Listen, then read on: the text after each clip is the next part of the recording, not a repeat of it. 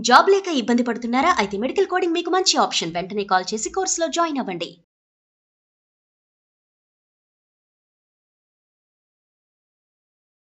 నమస్తే, welcome to Suman TV.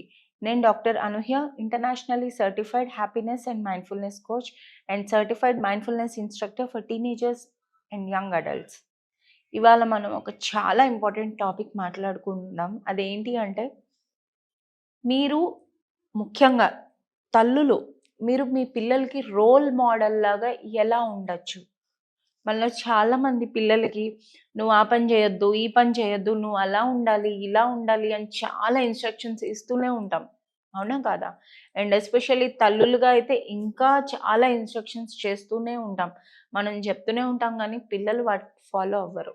మనం చెప్పే మాటలను విని పిల్లలు ఎప్పుడూ ఫాలో అవ్వరు. మనం చేసే చర్యలు, మనం చేసే పనులు, మనం ఎలా బిహేవ్ చేస్తున్నాము, ఏంటి అన్నీ అబ్జర్వ్ చేస్తారు. క్లోజ్‌గా అబ్జర్వ్ చేస్తూనే వాళ్ళు నేర్చుకుంటారు.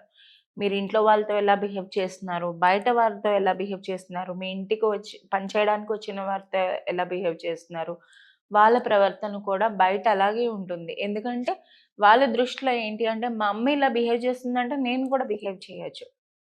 ఇదే కాన్సెప్ట్ ఉంటుంది వాళ్ళ మైండ్‌లోని. పిల్లలకి చాలామంది నువ్వు స్క్రీన్ చూస్తూ తినకు, టీవీ చూస్తూ తినకు అని ఇట్లా చెప్తూ ఉంటాం.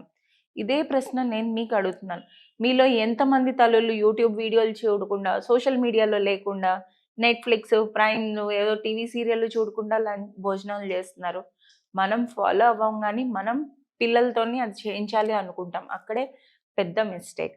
సో, మనం వాళ్ళను వాళ్ళని పెంచినట్లు మనం బిహేవ్ చేయాలి. ఎలా బిహేవ్ చేయాలి అనేది ఇప్పుడు తెలుసుకుందాం. వాళ్ళు ఎట్లా, నేను చిన్న చిన్న ఎగ్జాంపుల్స్‌గా డివైడ్ చేస్తాను. మీకు బాగా కోపం వచ్చింది. ఒక చిన్న ఎగ్జాంపుల్ సిట్యుయేషన్ తీసుకుందాం. స్కూల్ బస్ వచ్చే టైం అయిపోతుంది. మీ పిల్లలేమో రెడీ అవ్వటం లేదు. విపరీతమైన స్ట్రెస్. మీకేం చేయాలో తెలీదు. కానీ బస్ వెళ్ళిపోతది. పిల్లలేమో స్లోగా వెళ్తున్నారు. ఆ టైంలో మీ పేషెన్స్‌ని అంతా టెస్ట్ చేస్తున్నారు. మీరేం చేస్తారు అప్పుడు? కోపం వచ్చేస్తూ ఉంటుంది. మనం ఆపుకోలేము. గట్టిగా అరవడం అనేది స్టార్ట్ చేస్తూ ఉంటాం. ఇది చాలా సహజమైనది. అందరి ఇళ్లలో జరిగిన విషయమే. మార్నింగ్ టైమ్ స్కూల్ టైం అయిపోతూ ఉన్నప్పుడు పిల్లలు ఇక్కడి నుంచి నేర్చుకుంటారనమాట. ఓకే. కోపం వస్తే నేను అరచ్చు. ఏదైనా స్ట్రెస్‌ఫుల్ సిట్యుయేషన్ వస్తే నేను ఇంకొకరి వారిపైన అరిచి నేను తీసుకోవచ్చు.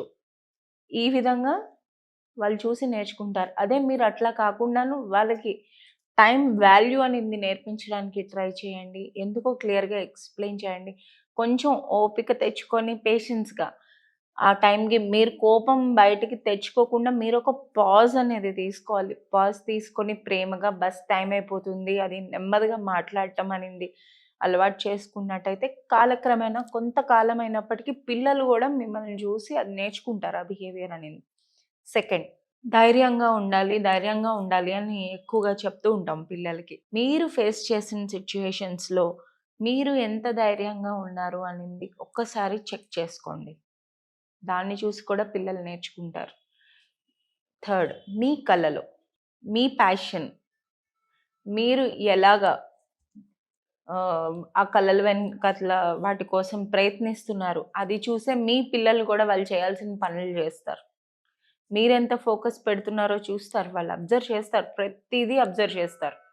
మైక్రోస్కోపిక్ అబ్జర్వేషన్ ఉంటుందన్నమాట. మీరు పొద్దున్న లేచిన దగ్గర నుంచి పడుకున్నంత వరకు ఎలా ఉన్నారు, ఏంటి అని.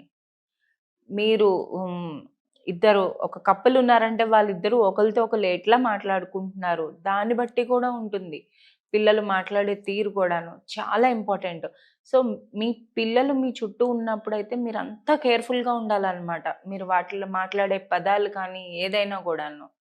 అండ్ అలాగే మీరు మంచి విషయాలు మీరు మీ పిల్లలకి నేర్పించాలి, సహాయ గుణం నేర్పించాలి అంటే వాళ్ళు చూసినట్టు మీరు సహాయం చేయాలి. వారితోని చేపిచ్చాలి.